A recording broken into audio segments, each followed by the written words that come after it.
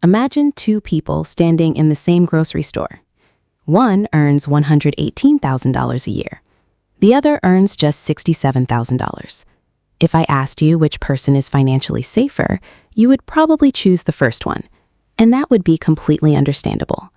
The person making $118,000 has the nicer car, the bigger apartment, the better vacations, more expensive restaurants, more subscriptions, more things. From the outside, they look like they're winning. But now imagine that tomorrow, both people receive an unexpected $2,000 bill. One person pays it without changing anything about the rest of the month. The other starts moving money between accounts, postponing a payment, or reaching for a credit card. So what happened?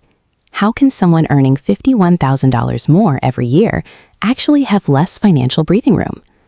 The answer has very little to do with intelligence, and it doesn't necessarily mean they are irresponsible. It has to do with something much quieter, something that happens so gradually that you may not even notice it happening to you. Your lifestyle grows with your income, and once that happens, every raise can disappear before it ever has a chance to make you wealthier. Today, we're going to look at 8 ways this happens, how to recognize them in your own life, and what you can do to create something much more valuable than a bigger paycheck: financial breathing room. Because sometimes the fastest way to become financially stronger isn't earning more, it's keeping more of what you already earn. Let's start with Marcus. Marcus is 42 years old, has a solid career, and earns approximately $118,000 a year. He's worked hard for that income, he didn't inherit it, he didn't win the lottery, he didn't get lucky with some overnight investment. He built his career over many years, and when his income increased, he did what most people would consider normal.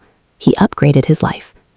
He moved into a nicer apartment, he financed a newer car, he started eating out more often, he subscribed to several streaming and fitness services, he upgraded his phone whenever the next model came out, he started taking more expensive vacations. None of these decisions, individually, looked outrageous. That's what lifestyle inflation's so dangerous. Marcus isn't walking into a store and saying, "I'm going to waste my money today." He's saying, "I can afford this now." And that's a very different feeling. His old car wasn't terrible, but the new one was nicer. His old apartment wasn't uncomfortable, but the new one had better amenities. His old phone worked perfectly, but the new one had a better camera. His old vacations were enjoyable, but now that he could afford nicer hotels, why would he go back? Slowly, his old lifestyle stopped feeling normal, and his new lifestyle became the baseline. Now meet Elena. Elena earns about $67,000 a year. That's $51,000 less than Marcus. But Elena has made a very different decision. She doesn't hate spending money, she doesn't avoid every restaurant, she doesn't refuse every vacation. She doesn't live in a tiny apartment with nothing but a mattress on the floor. Her life is comfortable, but she has one rule: not every increase in income has to become an increase in lifestyle. Her car is older, but it's paid off. Her apartment is modest, but it works. She has a few hobbies, but they don't require thousands of dollars in equipment.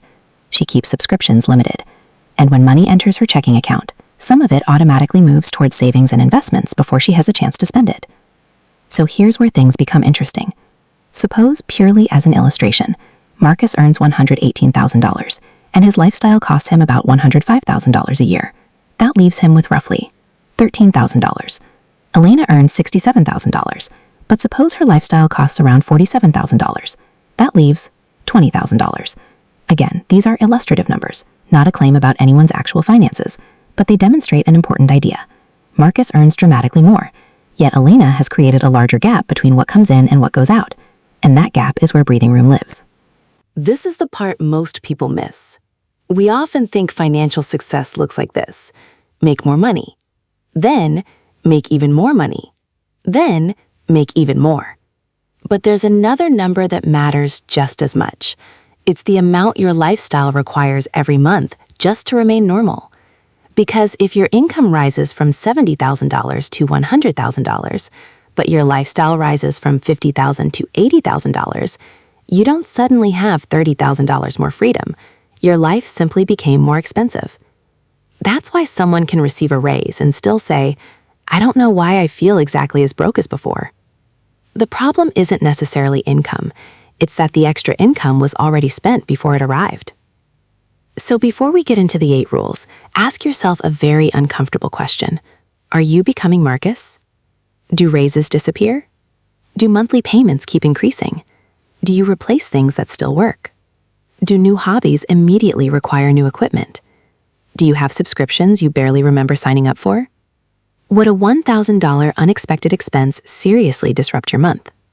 And perhaps the biggest warning sign, do you make more money than you did 5 years ago, but still feel like you need just a little more? If you answered yes to several of those questions, don't panic. You're not broken.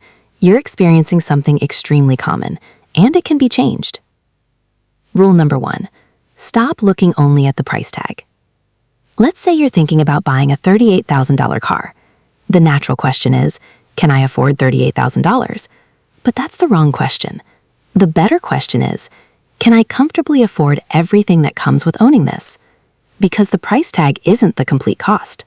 There's financing, insurance, fuel, maintenance, registration, repairs, parking, and sometimes something even more expensive, the lifestyle that comes with it. A more expensive car can normalize more expensive road trips. It can make premium fuel feel normal. It can make replacing the car every few years feel normal. It can change what you consider an acceptable monthly payment. The same thing happens with houses. A larger house isn't simply a larger mortgage. It may mean more furniture, more utilities, more maintenance, more repairs, more time cleaning, more money spent filling rooms you didn't need in the first place. This is why the real cost of a purchase isn't always the number printed on the receipt. Sometimes the biggest cost is what that purchase makes normal afterward. So before buying something expensive, don't ask only, can I pay for it? Ask, what new expenses will this make normal in my life? That question alone can save you from years of lifestyle creep. Rule number 2, use the replacement test. Here's a simple question that can completely change the way you shop. Ask, if I didn't already own this, would I buy it today? Think about your phone. If someone handed you your current phone today and said, would you buy this exact phone? Maybe you'd say no. But why? Does it actually fail? Does the battery make the phone unusable? Does it prevent you from doing your work? Or did you simply spend the last 6 months watching advertisements for something newer? The same applies to laptops, televisions, furniture, clothes, kitchen appliances, cars. Sometimes the thing you own hasn't become worse. Your expectations have become more expensive. That distinction matters, because if you replace everything the moment something newer appears, you're not simply buying products.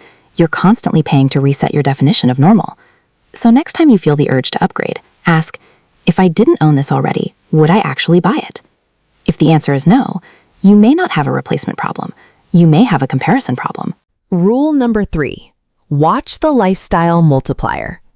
Here's where innocent purchases become expensive lifestyles.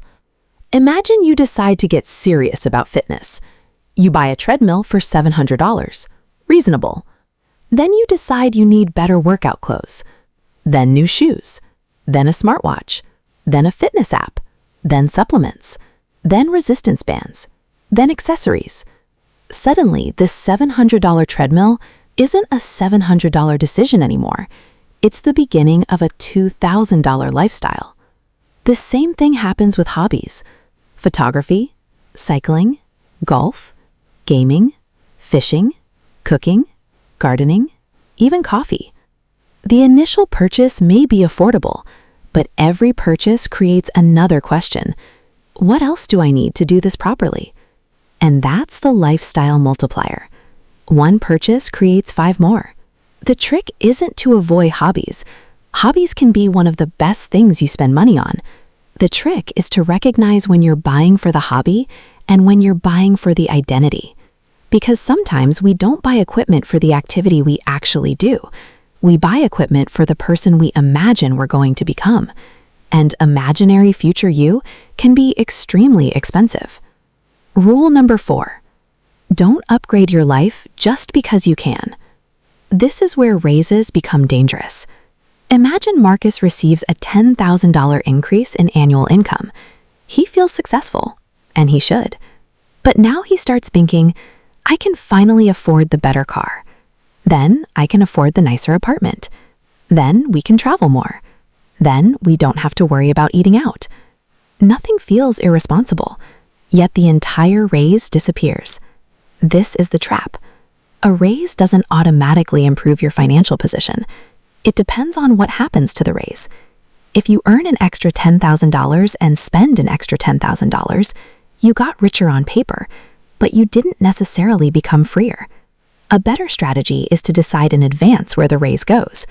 For example, maybe 50% improves your lifestyle and 50% improves your financial future.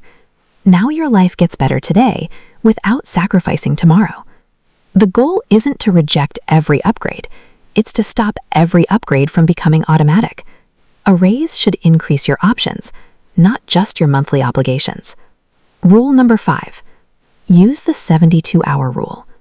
Here's a simple rule for purchases that aren't essential. If something costs more than, say, $100, don't buy it immediately. Wait 72 hours.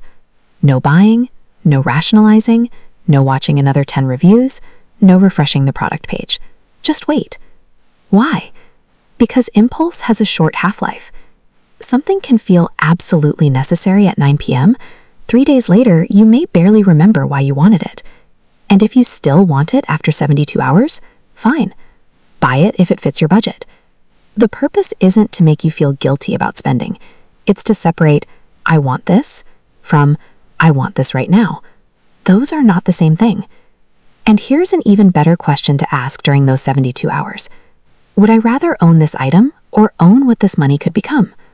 Maybe the answer is still the item. That's okay. But at least you're making a conscious decision, not an automatic one. Rule number 6. Save before your lifestyle sees the money.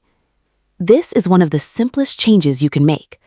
Most people operate like this: income, bills, lifestyle, shopping, whatever is left, savings. The problem? There often isn't much left. A better system reverses the order: income, savings, bills, and lifestyle. Now saving isn't something you hope to do. It's something that happens automatically. Imagine you bring home $6,000 a month. You automatically transfer $900 towards savings and investments. You never have to make the decision again. Your lifestyle learns to operate on $5,100. This is powerful because human behavior adapts. If you have $6,000 available, you can find ways to spend $6,000. If you have $5,100 available, you'll usually find ways to live on $5,100. So don't rely entirely on willpower. Build a system. Because financial discipline becomes much easier when your bank account makes the decision before temptation gets involved. Rule number 7. Find your invisible money.